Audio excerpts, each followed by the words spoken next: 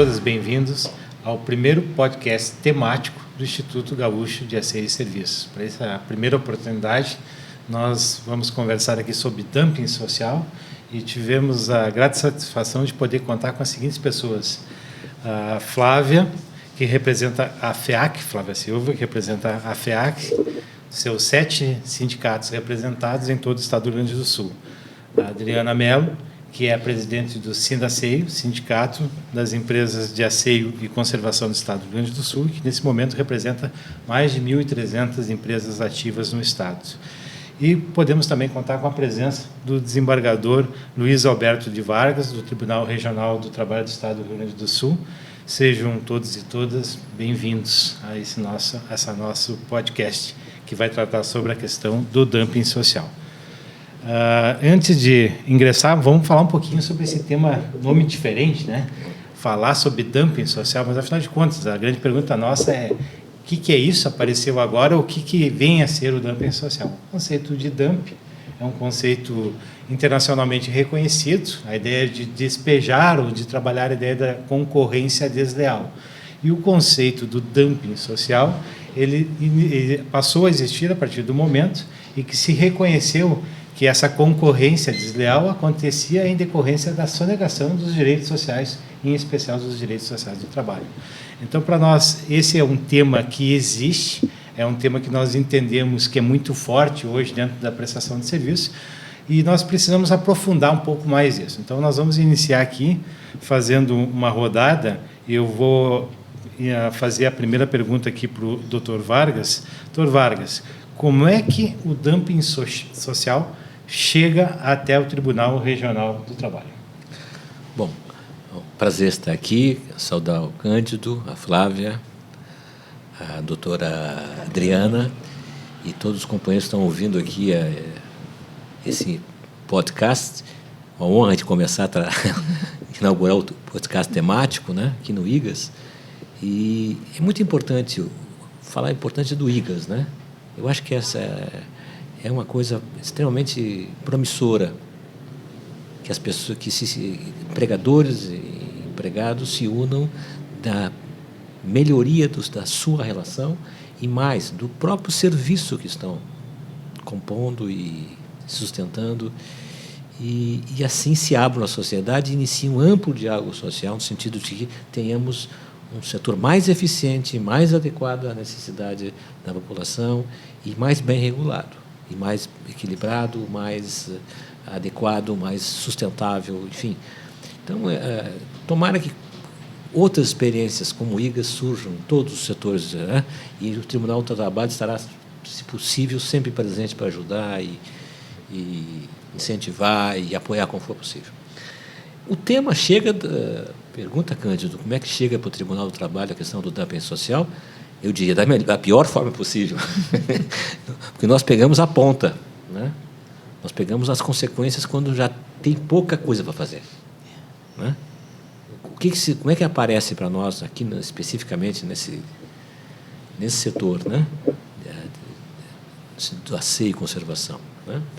São empresas, infelizmente, que são contratadas quando não deveriam ser contratadas, porque não tem porte econômico necessário para se comprometer com o serviço que se contrataram, normalmente com o poder público, né? E tanto é assim, como nós dizemos na linguagem jurídica, há uma responsabilidade em elegendo, né?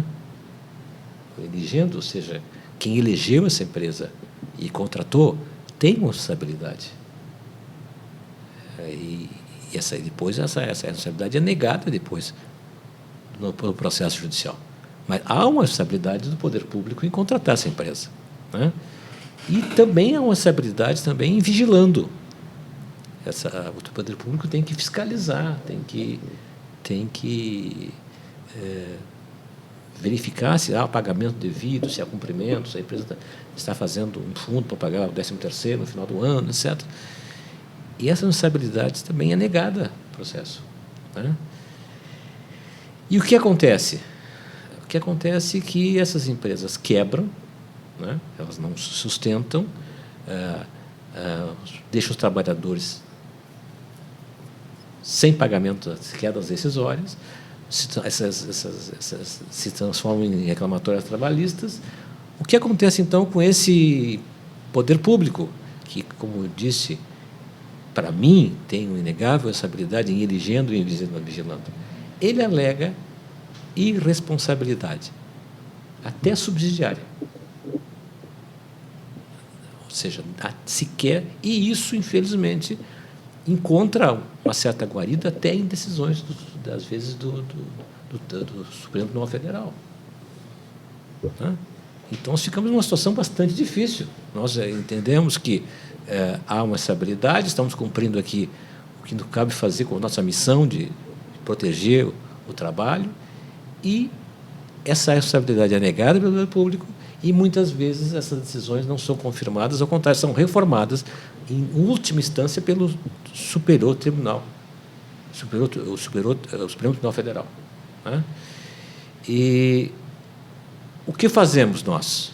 O que nós fazemos é cada vez mais reforçar nossos argumentos, chamar o poder público, condenar, sustentar nossas razões, nossos acórdãos. Normalmente são confirmados pelo TST, mas muitas vezes algumas empresas vão até o Supremo e conseguem uma decisão dizendo que não tem estabilidade. E o que significa isso? Uma enorme desproteção a trabalhadores, uma enorme injustiça, e uma enorme desorganização do próprio setor econômico. Então, lembramos que o poder público se trata de serviço público.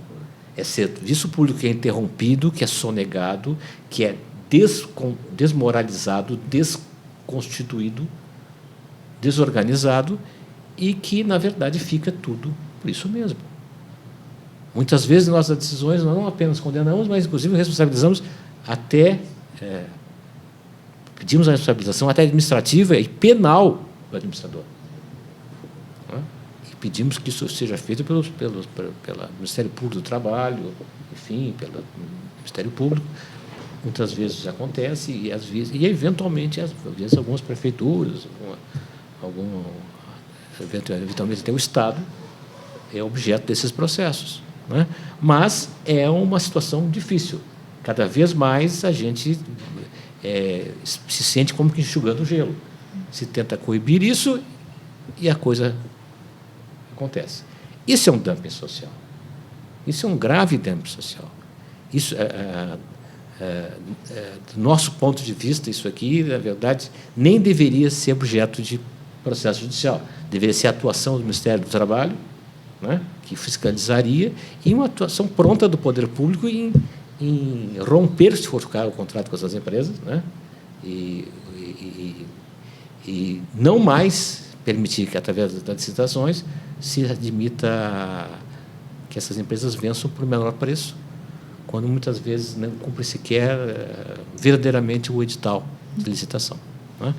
Então, assim que encaramos como um grande problema, nas últimas estatísticas que se fez sobre grandes litigantes, nós damos conta que a Justiça do Trabalho no Brasil todo ela é verdadeiramente abalroada por todas essas reclamatórias que representam um substantivo, talvez um dos maiores percentuais, se não o maior percentual de demandas são decorrentes de terceirização do serviço público. Isso é um problema, não acho que é um problema só da Justiça do Trabalho, é um problema de todos nós. Falamos aqui agora há pouco, quem é o grande prejudicado é a própria população. A própria população que via desabastecida, que via desorganizada, que não via não atendida, e as principais vítimas são os próprios trabalhadores. Essa é a visão que temos da Justiça do Trabalho, que não é bonita. Mas, enfim, é necessário ver com clareza se é que vamos tentar buscar alguma solução. Perfeitamente. Esse é o nosso grande objetivo. Presidente Adriana, como a questão do dumping é percebida pelo setor empresarial, por esse segmento de 1.300 empresas hoje que atuam no Estado do Rio Grande do Sul na prestação de serviços terceirizados de asseio e limpeza? Bom, eu não posso deixar de fazer algumas observações, procurador. Quando começamos esse trabalho, todo mundo achou muito estranho, né? Inclusive na Câmara de Vereadores, enfim, todas as frentes que eu estive presente para fazer o debate e a discussão, né? Já que o assunto são empresas, né? E confesso que foi bastante desafiador, mas eu vi a importância disso como empresária, tá? Para falar em nome de todas essas empresas que trabalham, né? E muito, porque sabe que hoje em dia ser empreendedor no Brasil não é uma tarefa fácil. Né? Então, eu vi ali uma oportunidade de colocar, né, os pontos do que nós sofremos. E o que os órgãos públicos vão fazer em prol dessas empresas que trabalham corretamente.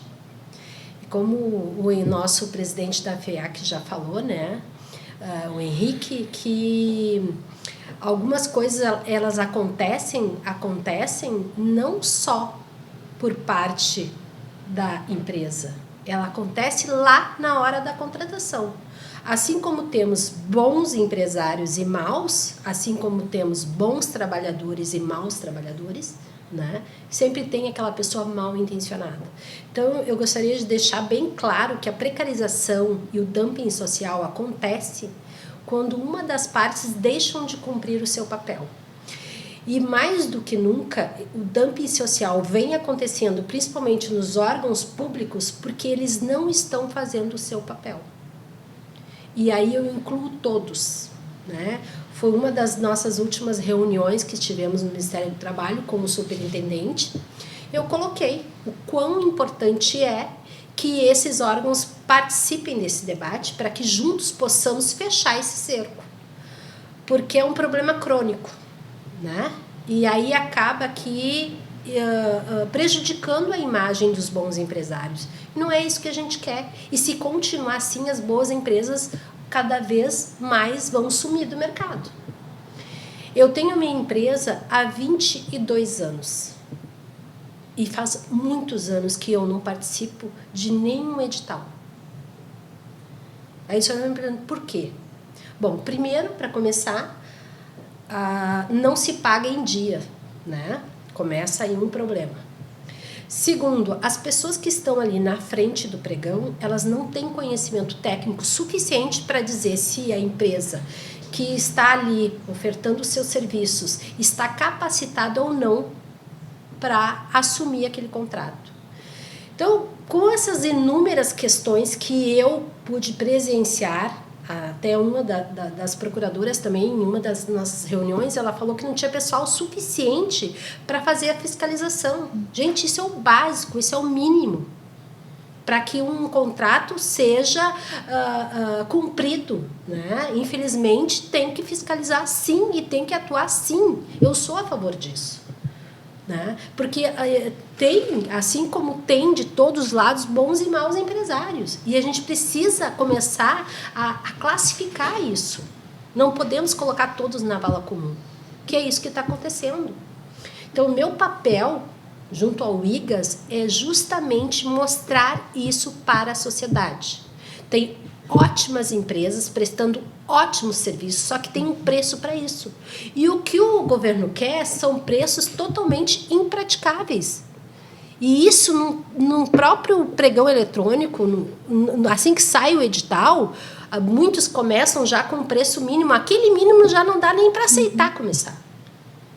Porque nós temos uma convenção muito bem elaborada, né, pelo patronal e pelo laboral, onde, se ela for cumprida, funciona e muito bem. Como eu havia comentado antes, né, nós temos vários benefícios que outros segmentos não têm. Eu mesma, na minha empresa, muitas vezes, alguns colaboradores que passaram, que vêm da indústria, do comércio, enfim, de vários outros segmentos, querem vir trabalhar conosco pelo que tem de benefício dentro da nossa categoria. E se ela é respeitada, gente, nós estamos à frente, muito à frente. Então, está faltando muita coisa. Esse trabalho está sendo construído através do Instituto com o laboral e o patronal, que eu acho que é um avanço. Está sendo dado o primeiro passo para isso, como tu falaste. É algo inovador, né? Eu acho que aqui a gente está numa quebra de paradigmas com relação a isso. Sempre se pensou que o trabalhador do lado e o empreendedor do outro. Não, os interesses são os mesmos. E a gente tem que batalhar aqui pelo segmento. Esse é o nosso papel. E mostrar o valor do nosso segmento para a sociedade. Então, o Instituto, acho que tem tudo para fazer um bom trabalho para eliminar ou talvez diminuir o dumping social que está acontecendo hoje aqui no estado do Rio Grande do Sul. Esse é o meu ponto de vista. Obrigado, Adriana. Flávia Silva, o dumping chega fortemente para os trabalhadores e trabalhadoras em todo o estado do Rio Grande do Sul. Nós temos de 60 a 70 mil pessoas hoje trabalhando diretamente no nosso segmento. Como é que a FEAC e os sindicatos reconhecem o dumping? O que tu poderia falar para nós do impacto disso para a vida das pessoas quando existe uma prática que é de sonegação, as pessoas sabidamente ficam em salários, em vale de alimentação? Qual é a repercussão disso e como que a FEAC reconhece e trabalha com a questão do dumping social? Bom, doutor Vargas, para nós também chega da pior forma possível, né? O trabalhador bate na porta do sindicato dizendo, olha, não recebi o vale-transporte, não recebi o vale-alimentação, e aí isso é um prazo de 1 semana para ele avisar, não recebi o salário. E aí os sindicatos vão para cima das empresas e a justificativa da empresa é que ela não recebeu a fatura, e aí a fatura vai chegar lá com 90 dias de atraso, como a gente tem visto em alguns órgãos, né, em algumas situações. Mas, assim, o nosso pessoal trabalha na linha de frente para tentar coibir. Mas, quando chega nesse ponto, a nossa ação é judicializar. É ir buscar o advogado para fazer uma ação para segurar uma fatura, é juntar os trabalhadores para fazer a ação. Então, a gente brinca que a gente trabalha meio de bombeiro, né, apagando incêndio. Então, o que acontece? Normalmente, a gente vê nas redes sociais das nossas entidades, olha, o sindicato foi a Torres, como aconteceu agora a semana passada, pagar mais de 1.000 trabalhadores dos setores de educação e saúde, ou então de merenda e limpeza das escolas. Então, a gente tem trabalhado muito essa questão, né? Orientar o trabalhador, chegar e dizer, olha, o sindicato está do teu lado, o que a gente pode fazer hoje é segurar essa fatura, dividir esse valor entre os trabalhadores e a ação vai seguir. Então, daqui a pouco, lá adiante, se consegue, porque vai da Justiça do Trabalho vai para o tribunal, do tribunal vai para Brasília, eles demoram muito essas coisas, né? Mas diz, olha, espera, né, que a gente está fazendo a nossa parte. Mas o que acontece? Esse trabalhador rompeu esse contrato com essa empresa, mas entrou uma outra em seguida, né? Porque o serviço não pode parar. Então, o órgão não pode ficar sem o trabalhador lá. Então, o trabalhador passa dessa empresa para outra. O contrato com aquela empresa ficou em aberto na carteira e ele está numa outra empresa. Como aconteceu ano passado lá na Assembleia Legislativa, a gente já tinha o pessoal lá que estava na terceira empresa e não tinha recebido da primeira ainda. E aquela terceira já estava com problema. A menina deu um depoimento para nós lá dentro de uma audiência pública que a gente chora, a gente se emociona de ouvir ela dizer. Ela disse assim, eu estou me expondo aqui, eu corro o risco de ser demitida dessa empresa, né? As outras duas eu já tenho ação com o sindicato, né? E ela diz, olha, eu não sei o que eu vou fazer, eu não tenho como pagar minhas contas. E eu preciso vir trabalhar, porque o nosso pessoal tem um senso de responsabilidade, né, que é muito grande.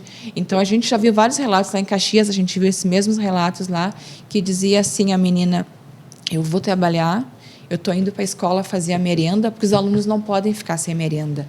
Mas meus filhos em casa ficaram sem comer, eu não tinha o que dar para eles. Então, o que tu diz para um trabalhador desses, né? Tu diz, olha, a gente está aqui do teu lado, a gente vai dar a mão, a gente vai...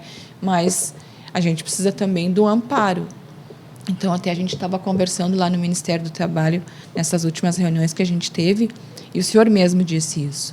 O menor preço não é o melhor preço, tem uma distância, né? Então, a gente precisa ir diminuindo essa distância entre essas duas coisas. A gente sabe que tem toda uma burocracia, Tribunal de Contas em cima dos órgãos para eles se aterem àquele orçamento, mas o preço que eles colocam na licitação, ele já começa no limite do impossível. E dali é só... E aí que, exatamente nesse ponto que começa a questão do dumping social, né? E quem é que estipula esses valores? São as empresas ou são os órgãos? Presidente Adriano, eu queria aproveitar para já deixar a bola com a senhora para fazer uma pergunta bem em relação a isso. Muitas vezes a gente fala dessa coisa do milagre do preço, né? E no ente público isso fica muito claro, porque tem um regramento que é a lei de licitações. Depois eu quero fazer uma questão específica para o Dr. Vargas, para a gente ver como é que a gente pode também pensar o setor público, encontrar respostas e soluções para isso, né? Mas fala um pouquinho mais para nós o seguinte: esses milagres, os chamados milagres, né? A gente vai comprar o mesmo produto, a gente olha e diz assim, olha, aquilo custa 10, aquilo custa 5. Por que ele custa 10 aqui, nesse estabelecimento A, e 5 no B? Né? O menor preço de aquisição de um contrato não necessariamente é para a sociedade o menor custo de execução. Explica um pouquinho, fala um pouquinho mais para nós da experiência empresarial, de como é que vocês conseguem visualizar isso, nos ajudar a entender melhor essa equação. Na realidade, eu tenho, antes de dar uma explicação mais abrangente, né, eu penso que não é o menor preço. Por que não é o menor preço? Porque óbvio que isso vai dar problema ali na frente. A sociedade vai pagar 2 vezes. Tá? Então, existe uma grande falha nos órgãos públicos com relação a isso. Por que na privada não é dessa forma? Né? E por que nos órgãos públicos é onde realmente, de fato, acontece o dumping social? Primeiro, porque não tem conhecimento técnico sobre uma terceirização de serviços. Aonde cabe uma insalubridade, onde não é uma insalubridade em grau máximo, o que inclui nessa planilha de custos, quais os benefícios que compõem, o que o trabalhador tem direito. Começa por aí. Tu vê visivelmente que eles não têm esse conhecimento. E isso, quem está contratando não exige, porque aquele que está ali fazendo o pregão eletrônico, ele também não tem conhecimento. Então, como é que, se a gente se reúne entre laboral e patronal para fazer uma convenção coletiva, para dar regras no segmento e na hora da contratação, isso não importa? Porque no momento que os órgãos públicos não exigem isso, eles estão concordando que não é importante. E aí tocam o problema para onde? Para as empresas e para o sindicato do laboral? Porque é isso que acontece. Então, eles não estão conseguindo enxergar que esse menor preço está saindo muito mais caro. E aí eu não estou nem falando da parte da qualidade do serviço, das vezes que ficam sem os serviços. E quando a gente fala sem os serviços, tá, todos esses órgãos públicos atendem quem? A sociedade, a população. E é a população que fica sem esses serviços, entende? E existe a concordância disso. E ninguém faz nada. E fica jogando, resumindo, jogam para a Justiça do Trabalho. É lá que termina tudo. Então, tudo isso pode ser feito o contrário. Não é que nem a Flávia falou, apagando incêndio. A gente pode criar um regramento para isso, para eliminar esse tipo de coisa. Agora, faz sentido uma empresa participar de uma licitação e lá na margem de lucro dela está 0,2, que nem eu já vi em licitações? Gente, então eu vou pegar meu dinheiro e botar na poupança, que dá 0,6, 0,8. Não existe isso. E aí entra a questão do milagre. Vou trabalhar de graça? Existe sentido nisso? Ou que nem muitas vezes tu vê numa licitação o valor de luva a R$1. Me diz aonde está esse fornecedor, porque eu não conheço. Luva a R$1. Então está ali visível para qualquer um ver. E é permitido. E é dado o aval por esses órgãos públicos. E o dumping social hoje ele está acontecendo aí, nos órgãos públicos, com o aval do nosso governo. Então, acho que está mais do que na hora da gente começar a olhar para esse problema. Nós, do laboral e do patronal, buscamos todos esses órgãos competentes para a gente, juntos, criar uma solução para diminuir tudo isso que está acontecendo. Porque nós enfrentamos outros problemas, né? Nós temos aí empresários que já montam vários CNPJs com o objetivo de levar vantagens. Isso é fato. Não é eu que estou inventando, não é eu que estou dizendo. Isso já saiu no noticiário várias vezes, inúmeras vezes. E, para mim, isso é crime. Quem faz isso tem que ser preso. Não existe outra solução, né? E tem aqueles despreparados que simplesmente pegam, abrem uma empresa hoje e amanhã querem lá participar de uma licitação onde envolve 100 trabalhadores. Então, tem vários pontos que precisam ser levados em consideração. Acho que a nossa parte é preparar esses empresários também, que acho que todo mundo tem o direito de empreender, né? Então, nosso papel como sindicato patronal é preparar esses empresários e também preparar esses contratantes, porque também temos problemas, inclusive no privado. Porque acaba que, sabe, hoje no privado, por exemplo, já tem empresas que pedem prazo de 120 dias. Esse dinheiro tem que sair de algum lugar. Entende? Tem uma correção. E nos órgãos públicos, quando eles atrasam os pagamentos, não tem nenhum tipo de correção. Como é que o empresário vai sobreviver dessa forma? Né? Um prazo que eu, particularmente, não participo mais justamente por isso, porque não tem nenhum embasamento legal para que diga, não, em 30 dias vai receber, ou em 60 dias vai receber. Não tem. É uma aventura. Né? E se a gente não mudar isso, nós não vamos conseguir diminuir o dumping social, que é o mínimo que a gente precisa fazer. Então, a proposta e o IGAS é um caminho, né, que vai nos ajudar a trilhar para que a gente possa melhorar o segmento como um todo. Okay. Desembargador Vargas, nessa mesma toada, vamos pensar assim, o senhor defende e acho que é algo muito importante que todos nós tenhamos presente, o diálogo social como um instrumento, né? A gente observa que essas questões que são postas, por exemplo, elas têm muita dificuldade do ponto de vista da legislação hoje para encontrar uma resposta efetiva. Por exemplo, um contrato que é exequível ou não é exequível, e nós temos realidades diferentes nas expressões do Estado. O governo federal, por exemplo, instituiu uma instituição normativa, regulamentou, inclusive, a conta vinculada, né? E a conta vinculada ela não resolveu o problema, mas ela amenizou significativamente o problema. Na expressão do Estado, nós temos problemas. Nós temos mais problemas. Basta olhar para as escolas, para as unidades básicas de saúde, para o sistema penitenciário, nós vamos ver a expressão do dumping social e as dificuldades pelo desabastecimento do serviço. A lei é a mesma, nos municípios também, mas em especial nos municípios menores, a dificuldade é ainda maior, né? Mas a lei é a mesma, doutor. A lei é a mesma.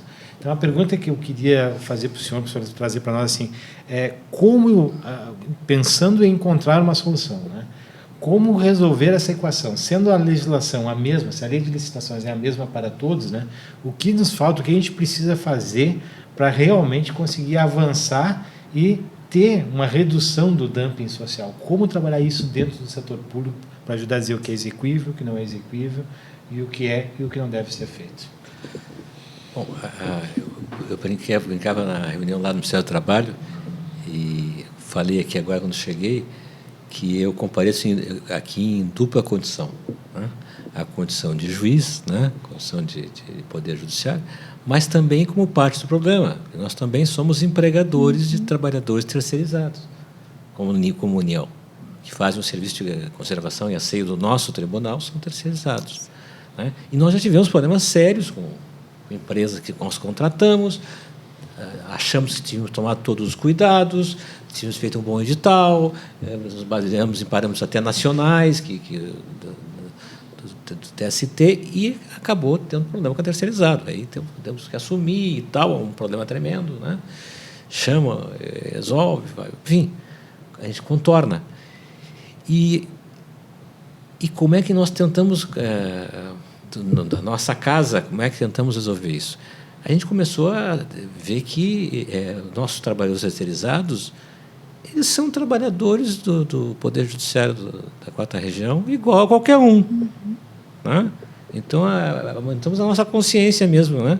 Então, a primeira coisa que nós fizemos para os nossos funcionários, nossos juízes, para começar, dê bom dia e boa tarde, pelo menos, porque, afinal de contas, você está trabalhando do teu lado ali, um serviço também essencial.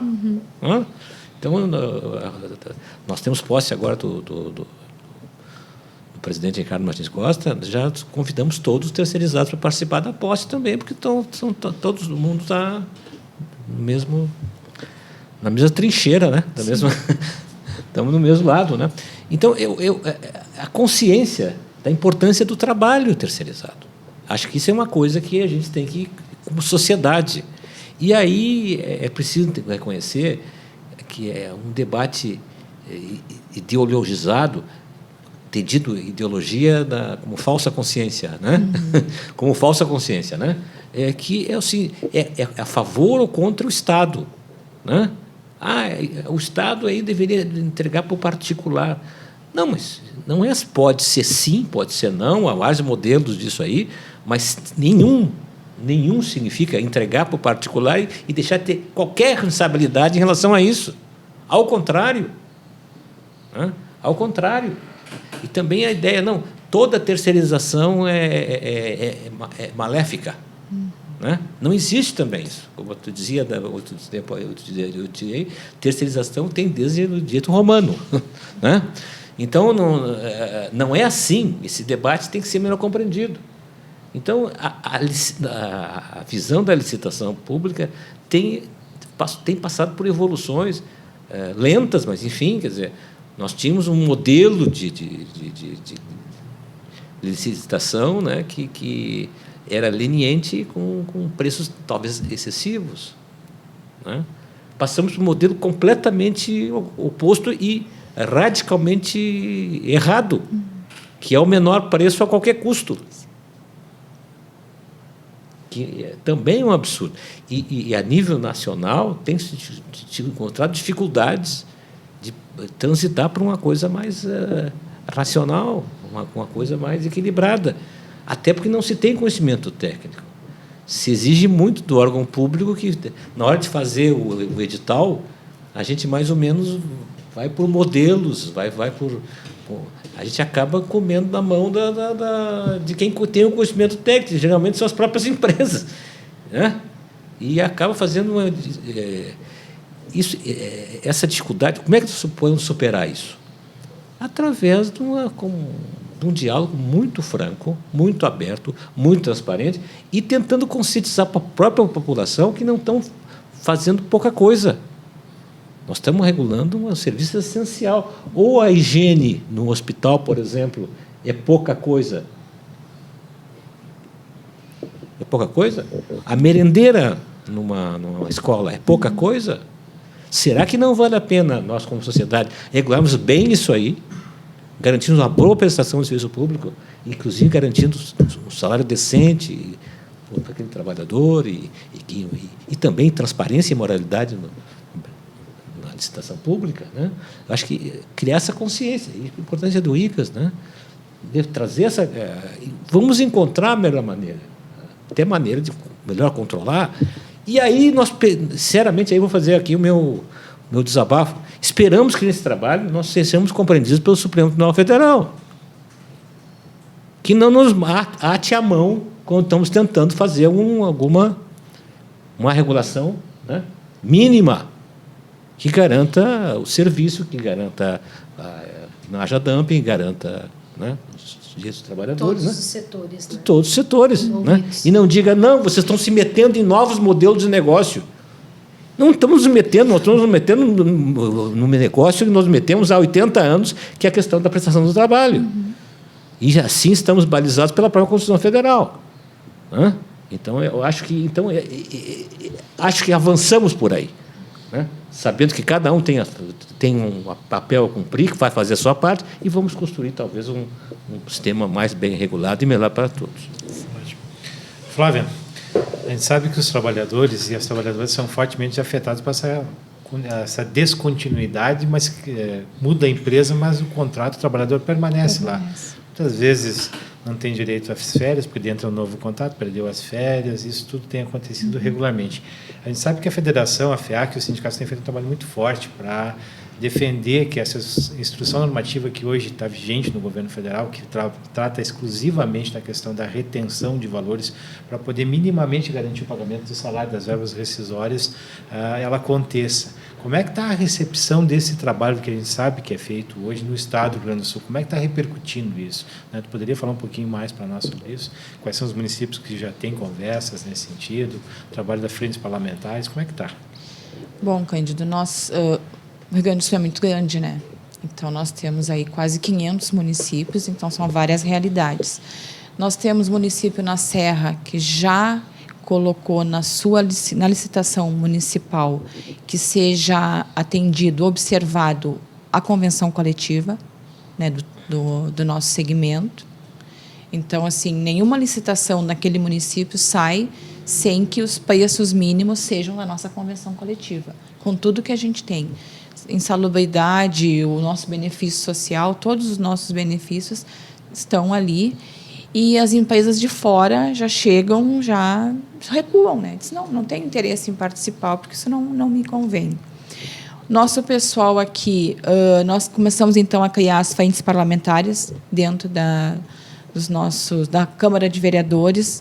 A nossa vereadora Biga assumiu essa frente, né? Então, nós fomos conversar com ela, é uma parceira já de bastante tempo. Aqui em Porto Alegre? Aqui em Porto Alegre. Nós conversamos com a vereadora e ela abraçou a criação da frente parlamentar, e a repercussão foi muito boa. Outros vereadores vieram se juntar e assinar esse protocolo de criação da frente.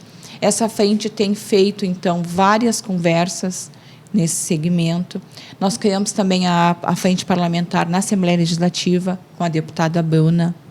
Também um novo segmento que se abre, né? Porque aí é o Estado, então é mais amplo, tem mais visibilidade. Outros deputados também se juntaram ali com a Bruna para fazer essa conversa. Nós temos em Novo Hamburgo já encaminhada a criação dessa frente parlamentar também por um vereador de lá. Então, assim, o assunto começou a ganhar visibilidade. A questão da conta vinculada, sempre que a gente fala em conta vinculada, o povo diz, tá, mas o que é isso? E quando a gente explica o que é, a receptividade é muito grande. E todos são unânimes em dizer, olha, a empresa que está querendo dar o golpe, ela não vai entrar na licitação se tiver a conta vinculada, porque é 15%, é um percentual que fica ali, que seria, então, um valor que ela não tem como mexer. Então, todo mês vai ficar aquele valor ali. É uma segurança para o nosso trabalhador.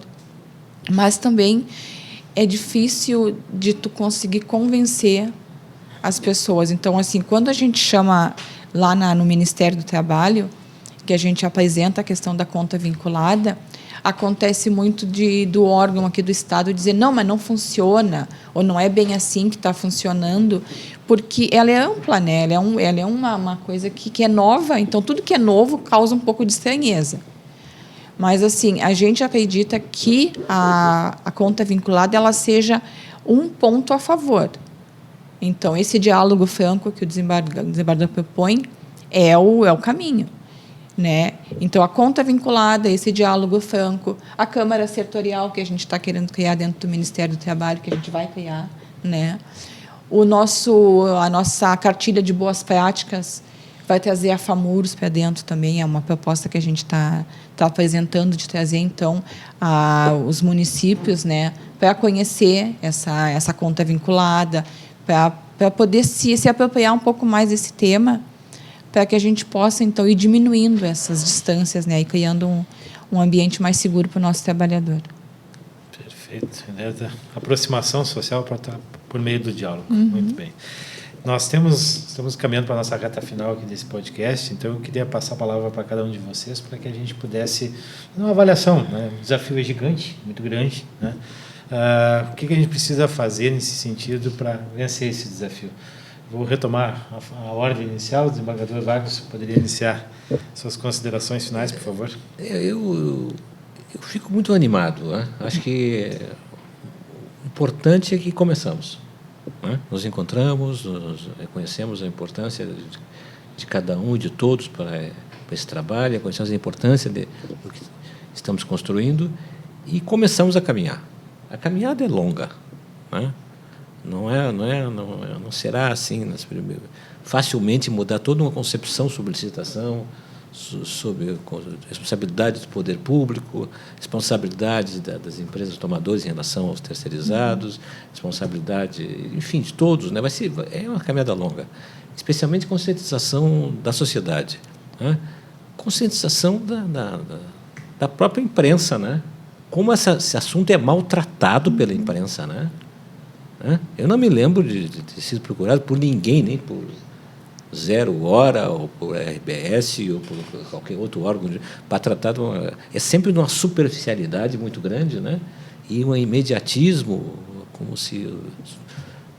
Então, eu acho que é conscientizar, e eu quero destacar a importância desse podcast aqui que está sendo feito, né? Eu acho que é por aí esse o caminho, né?